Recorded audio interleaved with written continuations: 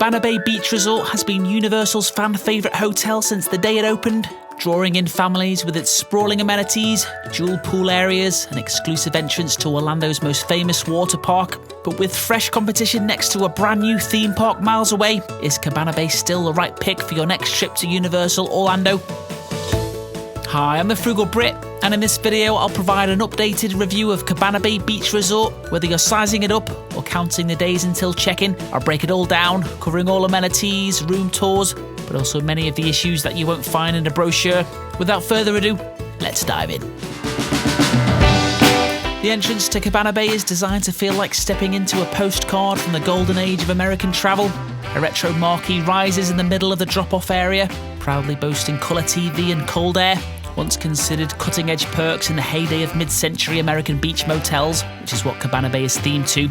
Stepping through the doors into the lobby, you'll find a bright open space, greeted by a soundtrack of 50s and 60s music with stylish period furnishings and low-slung couches. At the centre of the lobby is a huge enclosure containing palm trees that stretch skyward, a homage to the now defunct Americana Hotel in Miami Beach. The Swizzle Lounge is the resort's lobby bar, offering a variety of throwback cocktails, usually open between 1 PM and midnight. On your left at the entrance is the Universal Studios store, which will serve as the gift shop and convenience store, containing a wide variety of Universal Orlando merchandise, from Harry Potter wands to Spider-Man merch to Universal Studios clothing and souvenirs. As we finish with the lobby, this will be a good time to get a sense of how the resort is laid out. Cabana Bay is spread across 7 guest room buildings, all connected by walkways that feed into a central horseshoe-shaped hub, which is where you'll find the majority of the resort's shared amenities. This layout creates a natural separation between the 2 courtyards. On one side, west of the horseshoe, you've got the Hideaway Courtyard, and on the other side, you've got the Atomic Courtyard, each with their own pool areas, which we'll get into later. As we move around the inside of the horseshoe, at the tip of the curve, we'll come to the resort's full-service Starbucks, which leans into the resort's theming and design, offering the same menu of specialty coffees. Just steps away from the Starbucks is a sweeping staircase that curves upward around a small fountain, leading guests to the resort's second-floor amenities. At the top, the first thing you'll encounter is the Galaxy Bowl, a 10-lane bowling alley that doubles as a bar restaurant. Galaxy Bowl embraces the mid-century theme with its neon signs, the vintage-style seating and space-age light fixtures. There's orange dinosaur ramps and bumper lanes on hand to help the kids. A bar tucked into the corner serves a selection of beers on tap, a full lineup of spirits. The menu features a typical selection of crowd pleasers like burgers, wings, garlic knots and loaded fries. For kids and the young at heart, next door you have the Gamearama arcade, which is the resort's dedicated game room, with a colourful lineup of games leading into recognisable favourites, with driving games like Fast and Furious and themed shooters like Halo and Jurassic Park. Also got some old classics like Space Invaders. Just past Galaxy Bowl is the LaLanne Physical Fitness Studio, Universal's take on a fitness centre with a twist. Named after the 1950s fitness icon, the space is part fully equipped gym and part tribute museum. Next, we'll head back down the staircase, then continue along the horseshoe for Bayliner Diner, Cabana Bay's central dining hub. A huge food court that serves breakfast, lunch and dinner in a casual, family-friendly setting. At each end of the dining area, giant screens play a loop of retro TV commercials and clips, vintage cartoon shorts, newsreels and more. In terms of food, Bayliner Diner is set up with multiple serving stations, each offering different cuisines and dishes. There's a deli station that serves up freshly made sandwiches and soups, with a veggie burger option always on rotation. Next to that is the pizza station, where you can grab a whole pie or just a slice, along with the pasta dishes and rotating daily specials. If you're in the mood for something a bit different, the International Eat Station is worth a stop. Usually has globally inspired options like Brazilian beef, jerk chicken, or an ahi tuna bowl. The grill station takes care of the classics: burgers, fries, chicken tenders, the usual hits. Then there's the salad bar with a solid selection of customizable toppings. In the mornings, all these stations switch over to a breakfast menu. You'll find things like bacon, egg and cheese croissants, waffles, pancakes, and even made-to-order omelettes depending on the time. Beyond the main stations, you've got a solid range of options for guests on the move. There's a grab-and-go section stocked with pre-packaged sandwiches, salads and snack boxes, plus the usual assortment of chips, candy bars and bottled drinks. You'll also find a dedicated section for gluten-free and health-conscious snacks. And in the centre of the space, a cluster of machines where you can serve yourself an icy or a frozen yoghurt. As with most Universal resorts, guests have the option to purchase a refillable souvenir cup which come in a few designs, all featuring RFID chips that track activation, giving unlimited access to a variety of self-service beverages. There's a few pricing options. Personally, I get value from all three options, but if it's more than 3 days, I think it's a fantastic deal. On either side of the dining area, there's beverage stations where you can use these cups to fill up at the Coke freestyle machines with their endless variety of sodas. There's a coffee station for drip coffee, decaf and hot chocolate. Unfortunately, they're not compatible with the machines in the Universal theme parks, which require separate purchase, I'm afraid. Just around the corner from Bayliner Diner is the Shakes Malt Shop, which opened a couple years back. Designed like a classic 1950s malt shop, serving up a variety of ice cream treats, including shakes and sundaes. One of the highlights of staying at Cabana Bay is definitely its pool facilities. As mentioned, it boasts 2 massive pools. We'll start on the east side with the Atomic Courtyard, which contains a giant 10,000 square foot pool, 0 entry on one end. Around the pool, you'll find several sandy beach areas. The Atomic Pool is anchored by a 100-foot water slide, designed to look like a classic dive tower. Access begins with a long winding walkway past the kids' splash pad, rising above the pool deck, offering views of the courtyard as you make your way up. At the top, riders launch into an open flume slide that winds gently through palm trees with a few bank turns before dropping riders back into the water with a smooth splash. Along the edges of the courtyard are rows of cabanas available to rent. Each comes with lounge chairs, ceiling fan, a table with seating, TV and mini fridge. The poolside Atomic Tonic Bar is open throughout the day, offering a full bar menu from frozen cocktails and fruit drinks to wine, beer and smoothies. You can grab a light lunch here with a casual menu of barbecue plates, tacos, wraps and sandwiches. As the sun starts to go down, the atmosphere shifts with the glow of the pool and the neon signage. There's a communal fire pit where guests can roast marshmallows. Throughout the week, the courtyard also hosts dive-in movie nights where a screen is set up to show family-friendly films. Next, we'll venture over to the opposite side of the resort, arriving at Hideaway Courtyard Pool, which offers a more relaxed tropical atmosphere, where the star feature is the resort's lazy river. Guests arriving from Bayliner Diner are greeted by a sandy beach area filled with loungers. From there, walking paths lead toward the heart of the courtyard, with Volcano Bay visible just beyond the trees. The pool is 6,000 square feet in size, so slightly smaller than the one in the Atomic side. There's no slide and does seem to have slightly less children using the pool, so generally considered the more relaxing of the two. You'll find a splash pad tucked into a quiet corner, while a jacuzzi offers a spot to wind down. There's ping pong tables nestled into a quieter sand pit beneath one of the towers.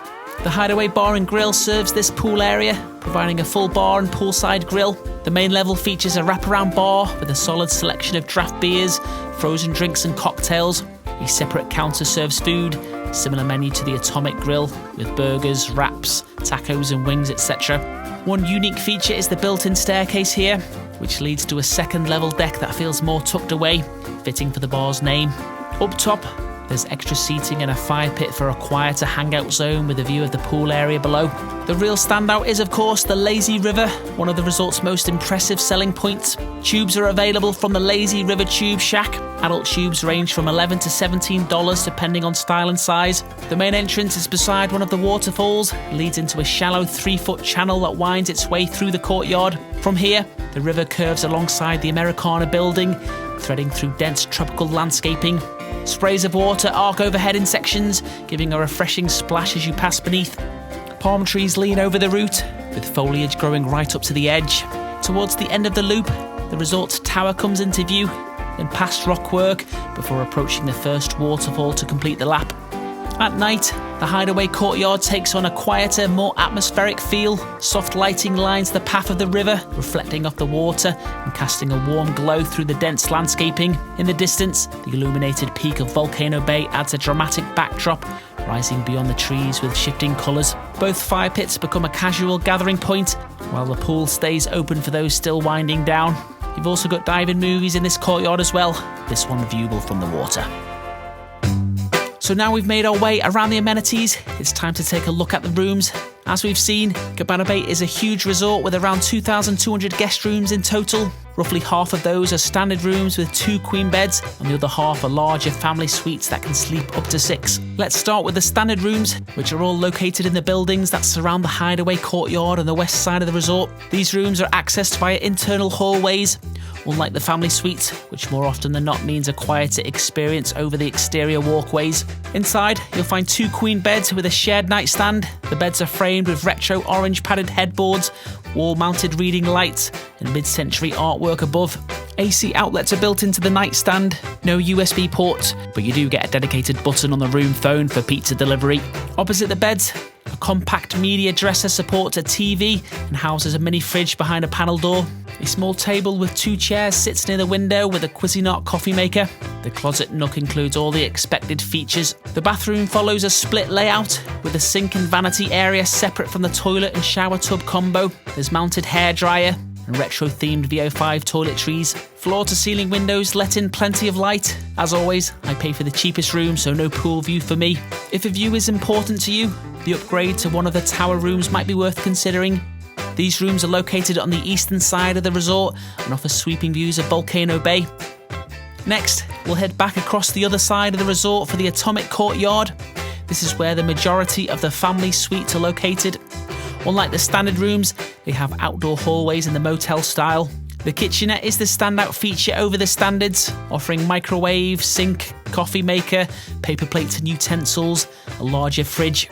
In the living area, there's a sleeper sofa, 2 lounge chairs, tables, a raised counter with stools, a TV and dresser. A sliding door separates the bedroom, which has 2 queen beds, another TV, additional drawer space. Most of the bedroom mirrors that of the standard rooms. In the suites, the bathroom is split into 3 parts, a central vanity with dual sinks, a separate room for the toilet, and another enclosed space with tub shower combo and second sink. At the far end of the bedroom, there's a closet with the same features as the standard. So that's a look at the 2 main room types at Cabana Bay. There are a few other premium upgrade options. I don't have experience with these, but I'll leave some details in the video description. As many of you will know, staying at a Universal hotel comes with a slew of benefits and transportation options. Early park admission lets you enter one of the parks an hour earlier than the general public, as well as Volcano Bay half an hour earlier. Cabana Bay provides free shuttle bus transportation to and from all 4 of the parks. Buses pick up near the lobby and will drop you off at Epic Universe and City Walk. The ride is pretty quick, between 5 and 10 minutes, a little bit longer for Epic Universe. The buses start running about an hour before early park admission begins and continues right up until 2 AM each night. In addition to the buses, guests at Cabana Bay can use the scenic garden walkway that connects Cabana Bay to most of Universal Orlando's hotels and City Walk. This is more convenient for those staying at the Castaway building, as the entrance is much closer to the family suites over there. If you're in the towers or one of the Hideaway Courtyard buildings, it's common to see people cross Adventure Way directly, as it seems like a natural shortcut. The issue is there's no designated pedestrian crossing and it can get very busy. So if you're minded to take the risk, be extra careful, especially if you've had a couple drinks. If you do cross this way, you'll be doing a slightly different route to get to City Walk, as you'll be going directly through the Sapphire Falls Resort, down the staircase and past the water taxi dock. If you're doing it via the proper entrance near the Castaway building, you'll be doing this route. Both routes will merge when you get to the Royal Pacific Resort. My experience is that both will get you there in a similar amount of time, in around 25 minutes roughly. Eventually, you'll arrive at the security checkpoint, which is located next to Margaritaville on the bridge that takes you to Islands of Adventure. There's another unofficial transportation option worth knowing about. As mentioned, the garden walkway passes through the neighbouring Sapphire Falls Resort and past its water taxi dock. Rather than continuing on foot, you can hop on one of Universal's free water taxis. Depending on your timing, you could save yourself time doing this, but either way, it's a beautiful, relaxing ride along Universal's lush waterways. It's also a handy way to address one of Cabana Bay's weak points, which is its long walking distance to the parks. Possibly the biggest perk for staying at Cabana Bay is that it's next door to Volcano Bay, with an exclusive entrance that only guests of Cabana Bay can use. This means you can walk from your hotel room to be inside Volcano Bay literally within 5 to 10 minutes. No need to take a bus or travel via City Walk like everyone else. The entrance is near the Bayside Tower. If you're heading this way, you'll come to the resort entrance. I'd suggest having your room key in hand just in case they're checking. Once through the security checkpoint, the walkway winds through dense tropical landscaping. It's quiet and relaxed, and definitely beats a crowded bus early in the morning. As the path curves around, you'll merge with the general guest entrance, emerging from the foliage right by Volcano Bay's turnstiles. To give some context to my review, it's It's worth pointing out that Cabana Bay sits at the value inns and suites category, the cheaper of the 3 categories, so below the new prime value options that open near Epic Universe. The theming is quite niche for a resort tailored for young families, but very well executed and comprehensive, and creates a great atmosphere around the resort. When it comes to the rooms, experiences always vary, but I found them to be in decent condition, but likely to come in last place when compared to all other Universal options, to be honest, with it being older than the other value and prime value options. But with the endless summer resorts in mind, the soundproofing is significantly better at Cabana Bay. Where Cabana Bay excels, especially at this price point, is in its pool facilities. Having 2 expansive pools, one featuring a water slide, the other a lazy river, is unusual for a value tier resort. It's really fun to hop between the 2 courtyards, soaking up the different atmospheres, especially at night. When you add in the Galaxy Bowl, LaLanne Fitness Studio, Cabana Bay puts the other value options to shame when it comes to amenities. That includes the values at Disney World. Bayliner Diner won't win any awards, but deserves praise for its convenience and variety. And the staff have proven to be very accommodating for dietary requirements whenever tested. The private entrance to Volcano Bay stands out as one of the resort's strongest perks. Coupled with early park admission, this entrance means you can comfortably experience popular attractions before the general crowds descend. As covered, the transportation options are incredible. The scenic garden walkway to City Walk is particularly beautiful, although I will use this segue to get to the downsides. As touched on, one of the biggest issues I have with Cabana Bay is the walking distance to City Walk. As someone who values being able to walk to a park above most things, the distance is far from ideal after a tiring day. It's nice to know there's no resort fees for staying on site at Universal, but unlike Disney World, guests have to pay for parking, $26 plus tax per night at Cabana Bay, which is not fun. Additionally, the lazy river, while excellent, doesn't provide complimentary inner tubes, which is an annoying and unexpected cost for families. Room locations can also vary significantly due to the sprawling layout of Cabana Bay, meaning some guests may face lengthy walks to key amenities or the lobby, especially those staying in the 2 towers. Unless the view is crucial, I wouldn't recommend staying in these towers due to the distance to the main amenities, unless you'll be travelling to Volcano Bay more than anything else. You've also got the issue of the noisy horns from Volcano Bay, which signal the start of the waves, which run from park opening to closure. Should you pick Cabana Bay over the 2 new prime value options near Epic Universe, those being Stella Nova and Terra Luna? If you plan to spend most of your time at Epic Universe, then you can make a strong case to pick them over Cabana Bay. The Stella Nova resort has a walking path over to Epic, which is very appealing, but if you'll likely be spending most of your time at the other 3 Universal parks, I think Cabana Bay will remain the best value pick, boasting far more amenities for roughly the same price. Also, there's no family suites available at the 2 new hotels. Last thing, whilst it's great having a full-service Starbucks, unlike many of the signature hotels, the lines in the morning are notoriously lengthy at Cabana Bay. Unless you get there before 7, you can expect an unbearably lengthy queue, and you may find it better to visit a Starbucks inside the parks. Before wrapping up, here's some extra bonus tips to get the most out of your Cabana Bay stay.